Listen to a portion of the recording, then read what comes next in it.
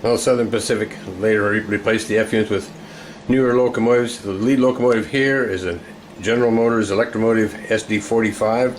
Southern Pacific had about 360 of those eventually. And following it on this freight train is an SD45T-2 that was commonly known as a tunnel motor. And that was because they were built specifically for the SP. They were designed by the SP and General Motors because the SD45s had a overheating and stalling problem in tunnels and snow sheds. So the cooling system was revamped on the SD45T-2 to bring in the air cooler down further down. Up here on the SD45, you notice right here are the cooling fans. They would pull the air in and then vent it out the sides on the louvers on the side, where the SD45T-2 brought the cooler air in down by the walkways and exhausted it up the top of the locomotive. So it eliminated the problem of overheating and stalling. The third locomotive on this train is an SD40T-2, of which Southern Pacific had a bunch of, and it's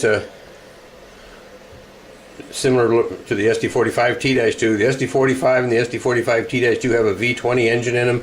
The SD40 and the SD40T-2 have 16-cylinder engines in them.